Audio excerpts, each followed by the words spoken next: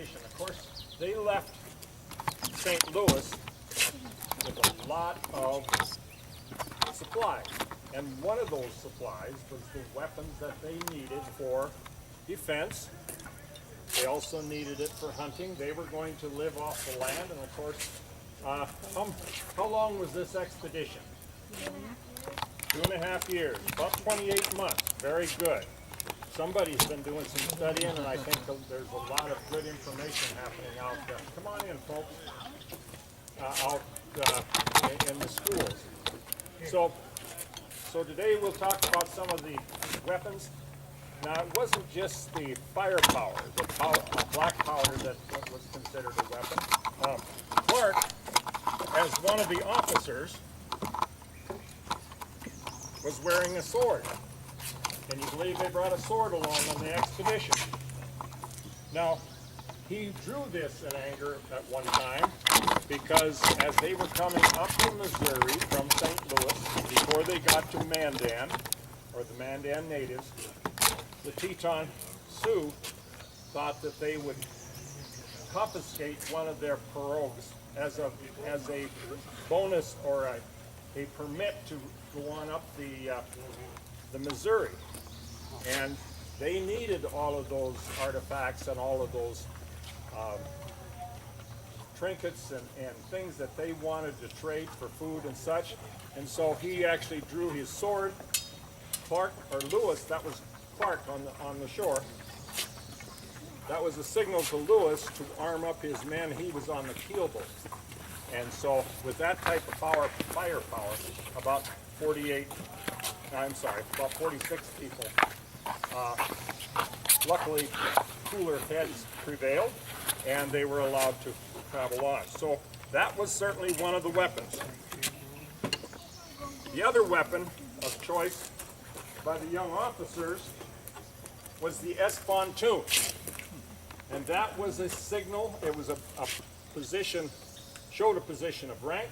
It was also what the young officer would use, and I'll go into it later as far as his defense. If he's carrying the sword, when there was a bayonet charge with the Charleville muskets, he could actually fight off a bayonet charge a lot easier than a sword.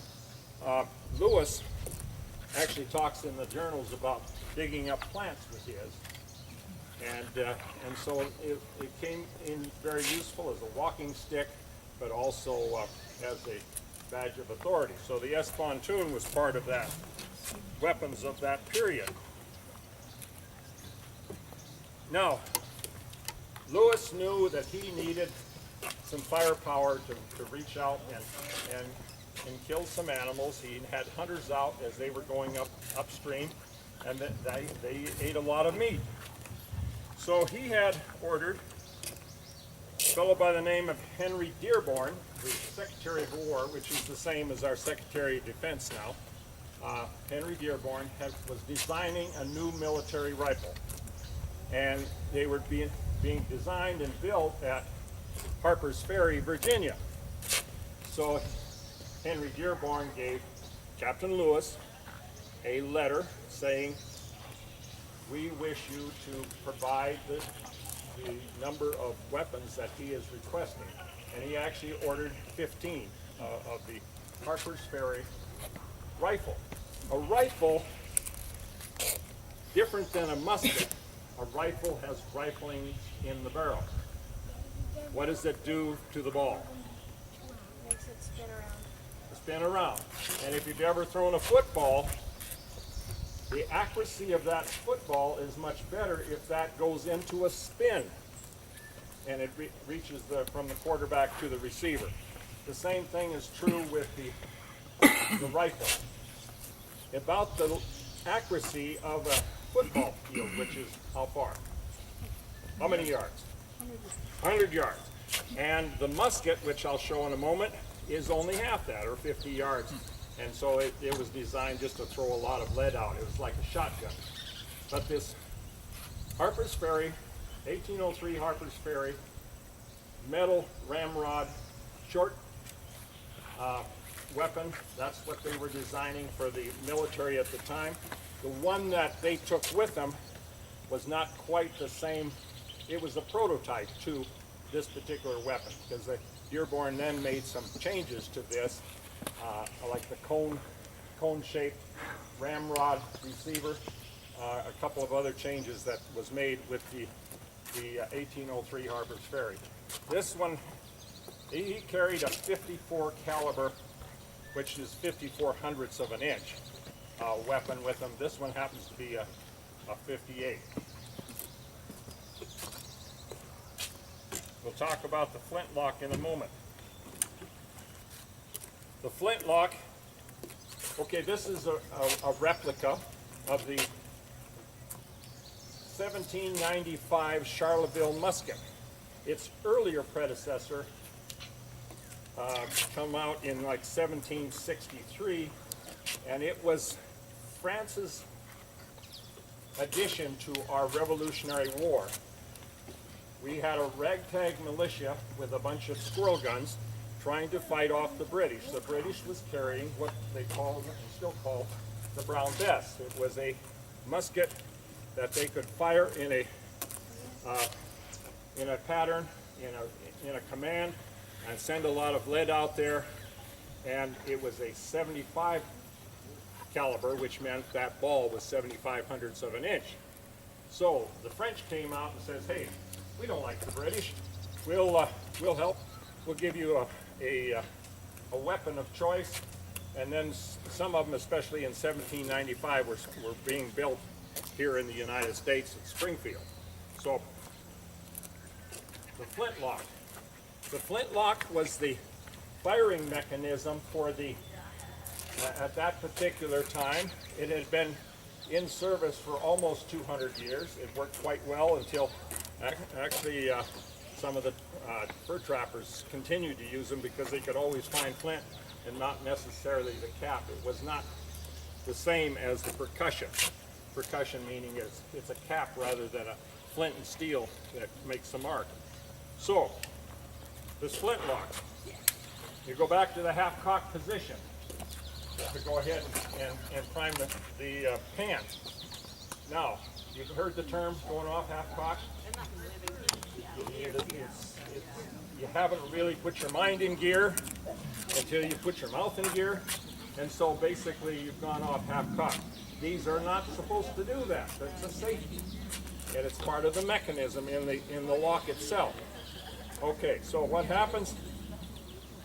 They would grab into their cartridge box and load it from a cartridge box. Right now I'm carrying the rifleman's pouch, but this would have a cartridge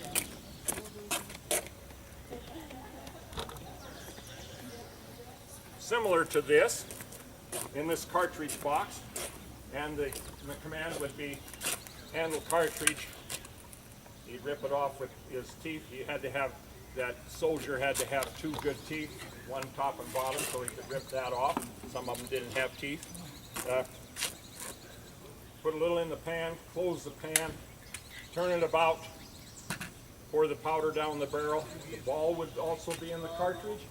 They pour the powder and the ball down the barrel, and then the next command, take the ramrod, turn it over, ram that cartridge down. That became the whole patch and powder and ball in that. And then they come back, it's already been primed. So as they came back up to the up position, the command would be full cock, aim, and fire. And then it's supposed to spark, which it did. Okay? So this was the Charleville musket. They took the Charleville musket because some of the soldiers that went on this trip, remember this was a military expedition, some of the soldiers were recruited at the posts close to St. Louis, Catcaza and Mazick, and that's where a lot of their troops came from, and this would have been the issue. Remember, they had 46 people started out from St. Louis. He only had 15 guns, right? You don't send people out into the wilderness to hunt without guns. And so he only had 15 to go around.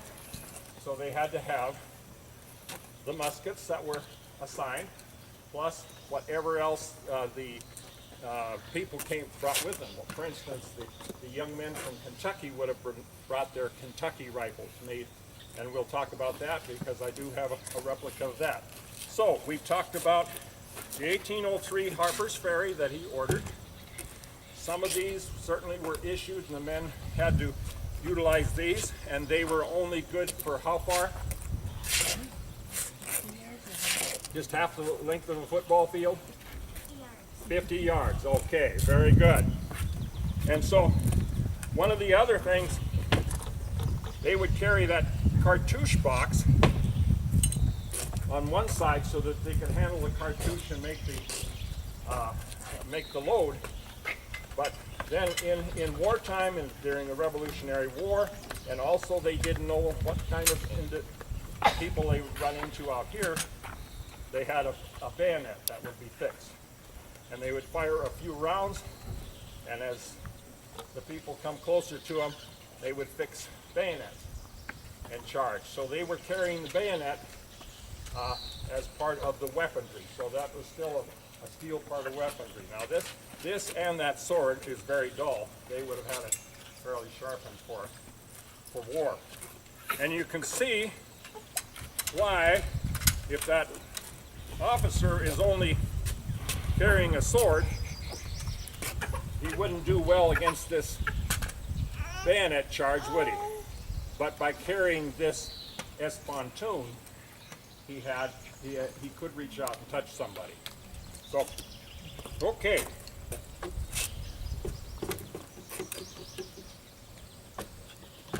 Now Clark was asked to bring in some recruits too. They're recruiting just like any army. They're recruiting as they go, and so he was asked to bring in, and as we know them today, the 9 young men from Kentucky. One of those being John Shields, which was actually their best gunsmith and kept everything working. When they got back to St. Louis after that 2.5 year expedition, they had enough lead, powder, and working guns that they could have just got right back in the boat and headed out again. So they did well in keeping up their weapons. Now, the 9 young men from Kentucky, this is a replica of the long rifle, the American long rifle. It's been around for quite a few years. It is a 50 caliber, just a little smaller than the 1803. Very accurate. Again, it's got the grooves in it as a rifle. If you hear the term rifle, it's rifled. And this is, so same mechanism, the flintlock, pretty accurate. The men were very accurate with this particular gun. So, what we need to do is we'll go to the half-cock position, and I'm going to go ahead and load this one and fire it, and show you how to load it, and then we'll fire it.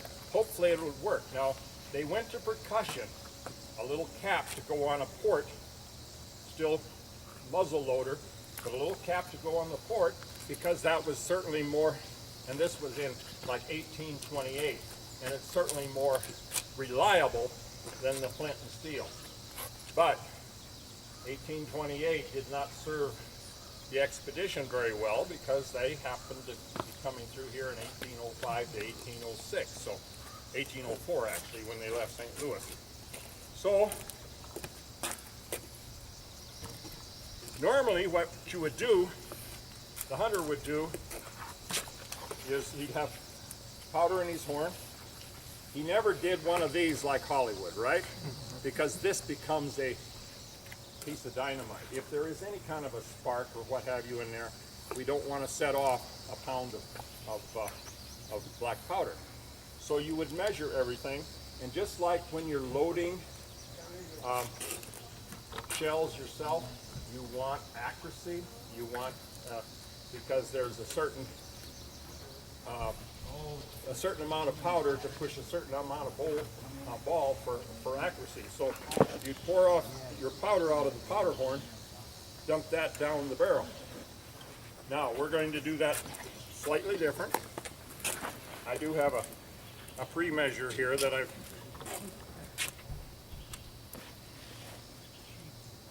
got ready to go. My hands are kind of sweaty, so I've got to watch what I do with my pan, because what happens with wet powder? It won't fire, will it? Okay. Now,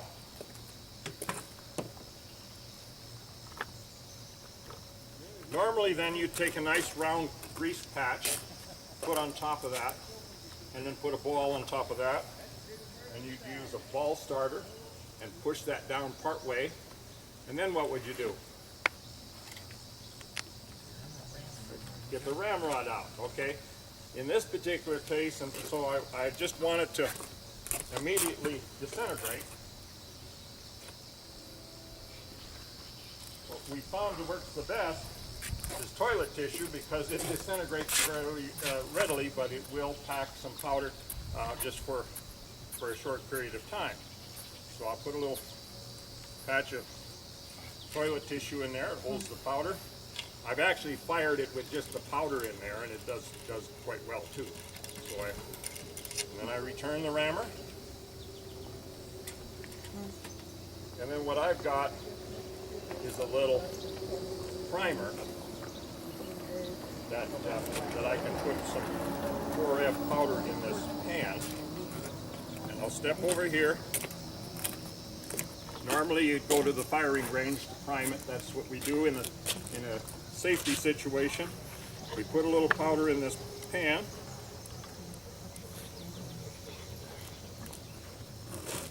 What I didn't do is make sure that touch hole, there is a touch hole here in between this pan and the powder.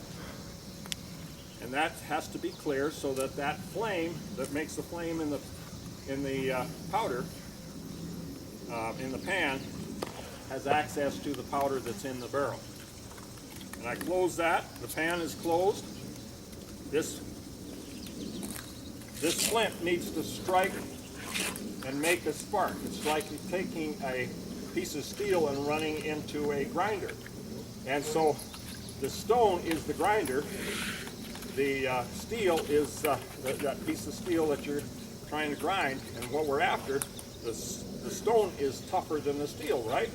And the same thing is true with the flint is tougher than this.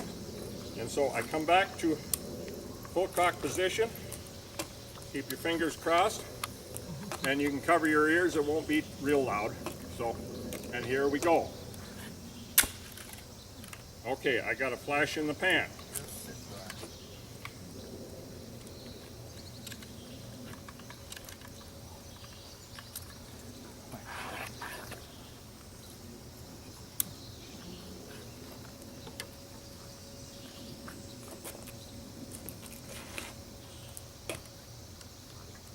Again, a flash in the pan, that's another term that we had. He's just a flash in the pan. There's no follow through. He got part of the job done and not the rest of it.